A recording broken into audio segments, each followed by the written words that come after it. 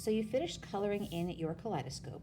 The first step is going to be to cut it out, right around those outside lines. The instructions are written on the top of the kaleidoscope as well, so you can also follow those. There's another video you can look at here, or you can follow along with the one I have right here. So go ahead, pause the video, cut out your kaleidoscope, and then I'll show you the next step.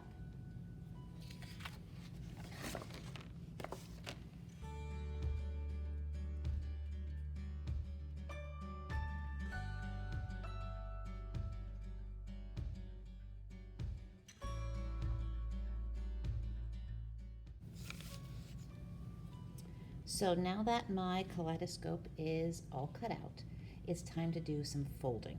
It's really important that you fold it accurately, so take your time on this step, otherwise it's just not going to work very, very well. It's a little bit hard to see, but if you look closely, there are some vertical lines that were drawn very, very lightly right down the center of each of those diamonds. So that's going to be your first job, is to fold on each of those lines. I like to flip mine over and I bend it carefully, and I really just kind of line up these diagonal lines. I push it down in place. Once I'm sure it's in the right place, then I give it a good crease. I like to use the back of my fingernail and kind of push using my thumb in both directions, and that way it's a nice sharp crease right on that line. Go ahead and do that on every one of those vertical lines.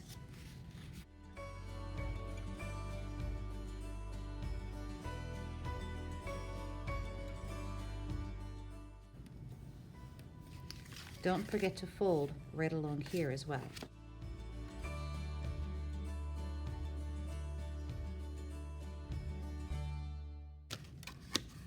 Next, I'm going to fold in the opposite direction. I just folded toward the back. I'm going to fold them now toward the front, and that's going to assure that my kaleidoscope will bend and fold really easily. This fold should be a lot quicker, because if your crease was nice and sharp the other way, this should be very easy to fold in the opposite direction. Okay, see all those vertical lines? Nice and straight. All right, now it's time to start folding on the diagonals.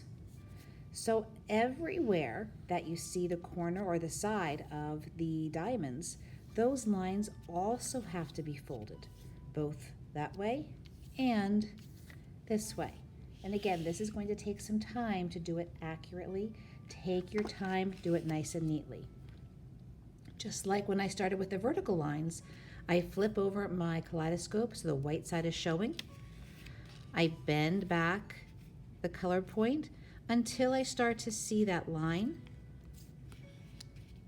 and I push it down carefully to make sure it's the right spot. Then I go back with a sharp crease.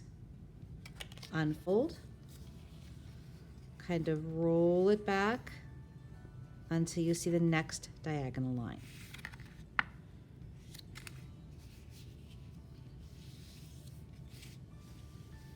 And go ahead and do that the whole way across.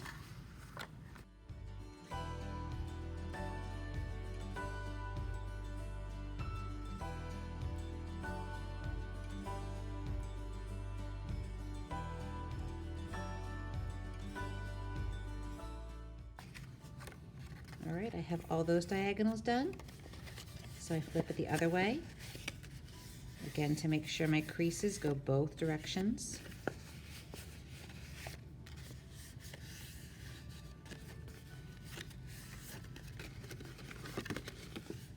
Now it's time to fold this way.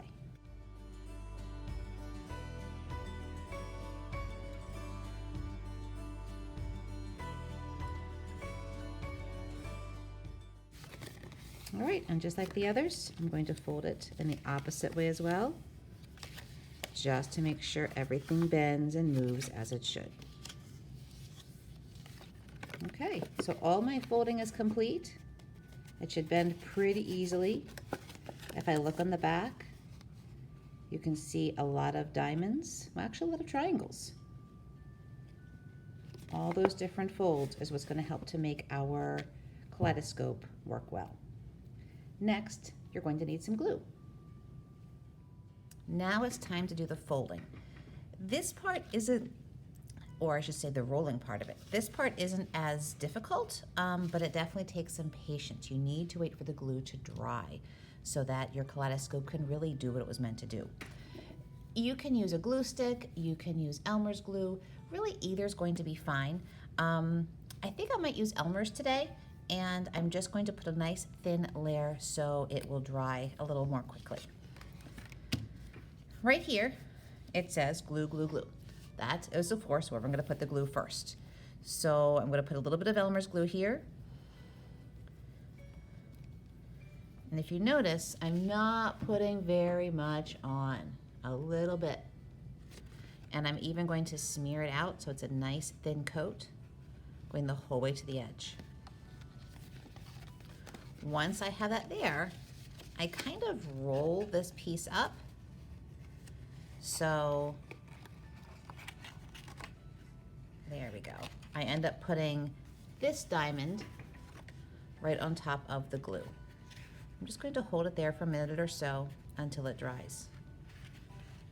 Sometimes if I don't have the time to hold it in place, I may even take a rubber band and just wrap it around there so I can hold that and move on to the next one.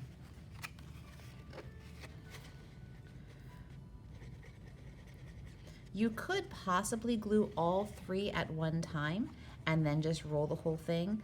Sometimes if I do that, I'm afraid that my glue dries out before I have a chance to stick it together. That doesn't always work the best for me, but I'll give it a try now and see if I can get it to work. Again, thin layer of glue, and I'm smoothing it out to make it even thinner and to make sure the whole area is covered. And I just kind of roll my paper and push it together. Roll and push it together. And then hold and let it dry. The last step, and this is the one I always have the hardest time with, is probably because I'm not patient enough to let the thing dry completely.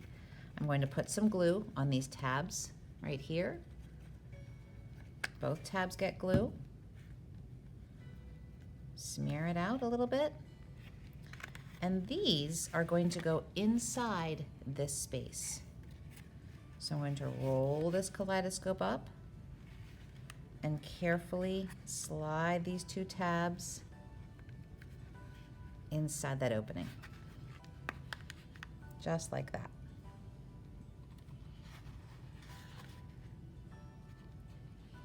Now, this is the hardest part of waiting because it's technically all put together, but if we don't wait for these tabs of glue to dry, the whole thing's going to fall apart, and it's really disappointing when that happens. So be patient. I would just let it sit for 10 minutes or so, even longer if you can wait it out, and then you can start working your kaleidoscope.